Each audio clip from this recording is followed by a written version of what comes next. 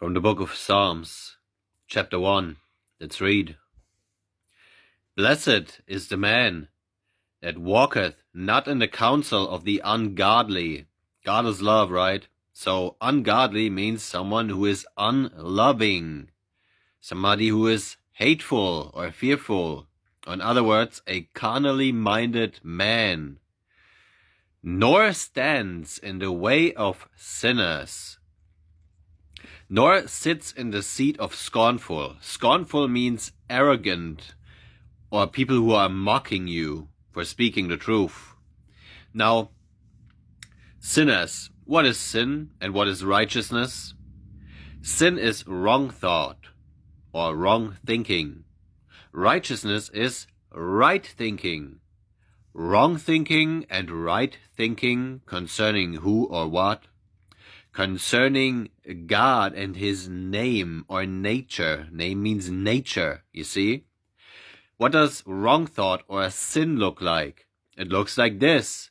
I'm stupid. I'm powerless. I'm worthless. I am is God's name, right? You are cursing his name when you're doing that. You are sinning, you see? Now these evil things come upon you, and you must live through them, because you have blasphemed or lied about God's name, about his nature. You see, what is righteousness? Righteousness is right thinking regarding God's name. I am, and his nature, which is loving, a loving nature. What does a loving nature embodied in you look like? I am loved, I am peaceful, I am joyful. I'm the abundance of all good things. Isn't that life and peace? Isn't that the spiritual mind, which is the promised land, which is contrary to the carnal mind, which is where the sinners are trapped in, which is death? The carnal mind brings you death or psychological suffering. You think to yourself, I'm worthless, I'm stupid, I'm valueless. Doesn't that produce death or psychological suffering in you?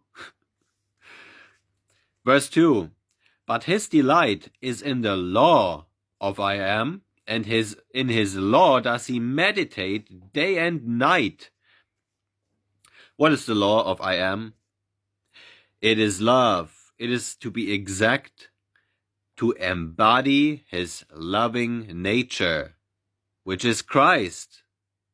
Christ's name is I am salvation. So the salvation is I am. I am is God's name. Name means nature. God's nature, which is his name, is love. So the salvation or the Savior is a loving nature or a loving awareness of being, you see? That is his Son. God is love. He sends his Son, his loving nature into you, into your heart, which is Jerusalem, which means the city of peace. He enters into you, into your heart, humbly or on a donkey. God's love enters into your heart, humbly, and takes your cross, which is symbolical of your body or your nature, your being, and he exalts it or crucifies it. He brings it to Golgotha. Isn't that where Christ was crucified? Crucified, by the way, means to increase in potency manifold. So he is taking your cross to Golgotha, the place of the skull, which is where the kingdom of heaven is, which is your mind. The place of the skull. Hello? Do you get it? He brings your nature. He exalts your nature and crucifies it. He exalts it and magnifies it in potency. Through his loving nature, through his Son. Do you get it? Hope you do. And in his law does he meditate day and night. Now, do you think that means he is talking about a man who is like this in his bed 24/7? No. It means day and night day and night, light, darkness, man, woman, male, female, thoughts, feelings, or wisdom and love.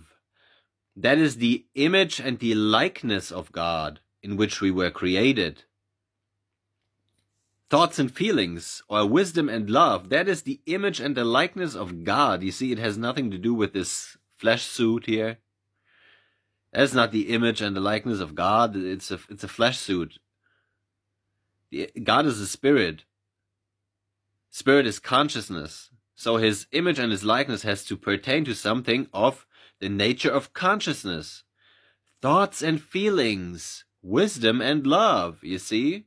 So what this is saying is he is meditating in his thoughts and his feelings on God, love, you see? You see, we were created in his image. In the book of Genesis, it says that that God created male and female, man and woman, both. That he created both male and female is what it says. You see, both of them. Both men and women have thoughts and feelings. Do you see? We are both male and female. Don't think about fleshly bodies when I say male and female. I'm talking about thoughts and feelings. You see? That is God's image and his likeness, through which he creates and how we create our reality. You see, that is how you ask God. As a man thinketh in his heart, so is he. Proverbs chapter 23, verse 7, right?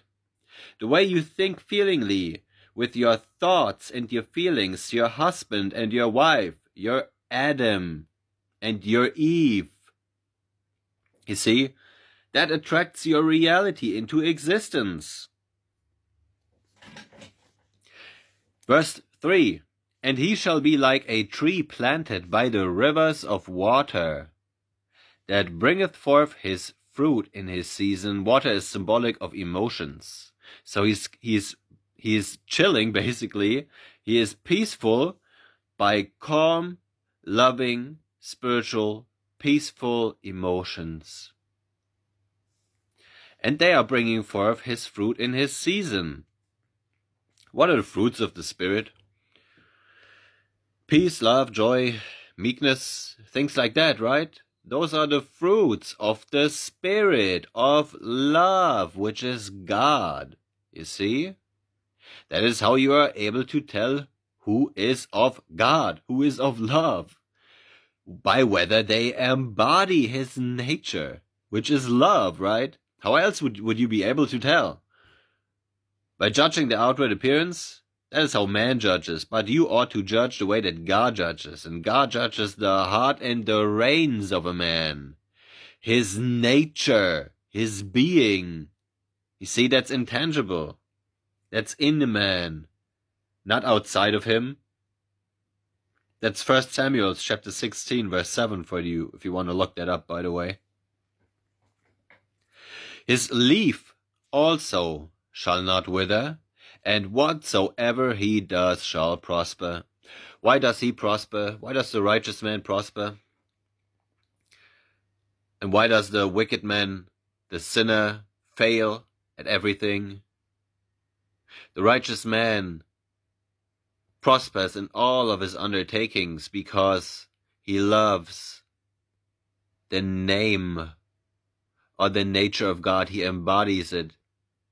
He embodies a loving nature or a loving awareness of being, and that is why, since the awareness of being in you draws all things unto you, that is why good things are drawn to him, because he is aware of good things. Peace, love, joy, you see?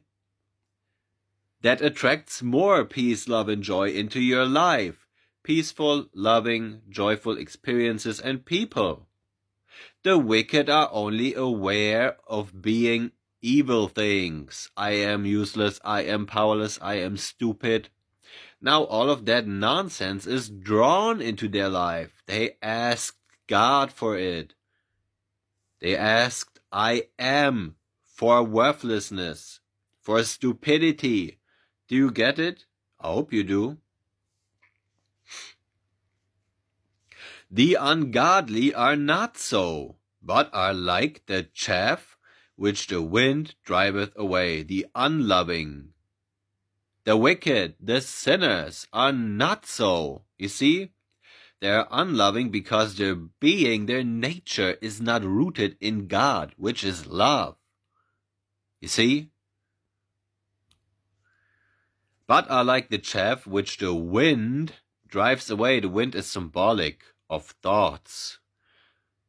What are the thoughts? What are the stormy thoughts that they think about all the time? I'm worthless, I'm stupid, I'm powerless. That's driving away everything good in your life. You're pushing life away from you. You're pushing peace, love, joy away from you when you are like that.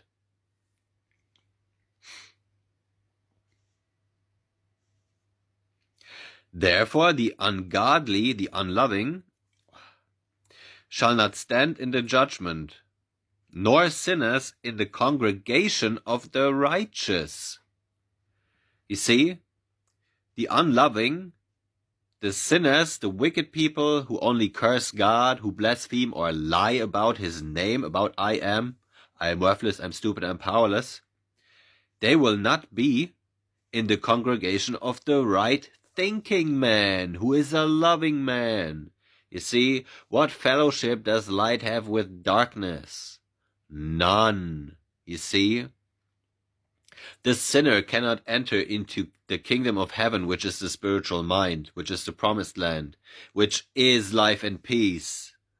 Love, joy, peace. He can't enter into it because he is double-minded. You see, I am worthless, I'm stupid, I'm powerless. I am loved, I am peaceful, I'm joyful. You see, he wavers, he sins. Death, life, carnal mind, spiritual mind, carnal mind, spiritual mind. An unbalanced man is a double-minded man is unstable in all of his ways. Do you see how the sinner is double-minded? He wavers back and forth, death, life, and then unstable, and the double-minded man is unstable in all of his ways, is what Christ tells us, right?